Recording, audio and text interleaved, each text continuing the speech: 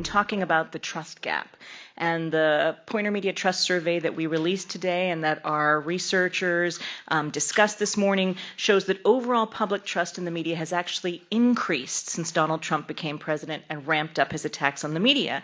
But that is due to a surge in trust among Democrats and Democrat-leaning voters. The spectrum is far more polarized than it was before, with very low trust among Republicans, especially high information Republicans, suggesting that exposure to conservative media is further undermining existing faith in the national press.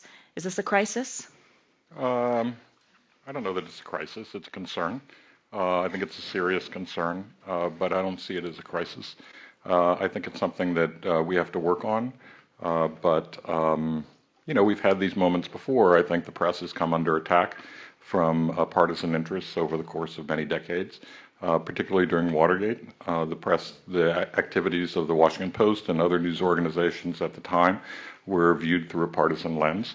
And it's only after that reporting was validated that approval ratings for the press actually soared.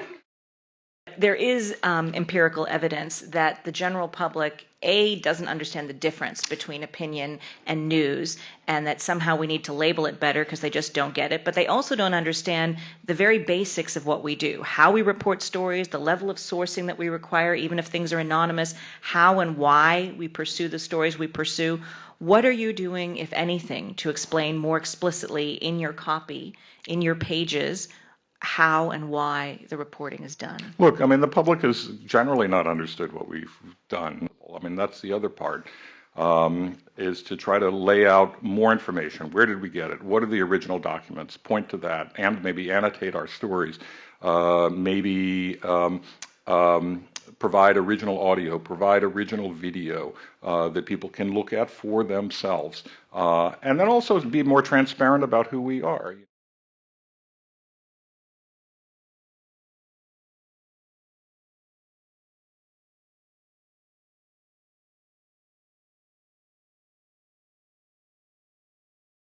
There were the robocalls of the person posing as the Post reporter, and then the failed Project Veritas trap. Have you put new procedures in place to try to protect your news organization from people with an agenda? I think that the events themselves served as a very clear warning to journalists that they need to be careful, that obviously we need to do our jobs, we need to check things out as thoroughly as we possibly can, that we should approach our jobs, as always, with a high level of skepticism, and that you don't accept just what people say. You have to dig more deeply. Is there a story that you printed after the election that you wished you had printed before the election? I think that we at the Post, as well as I believe other news organizations, should have done a better job of sort of getting out in the country and understanding the level of anxiety and anger that existed in many parts of this country.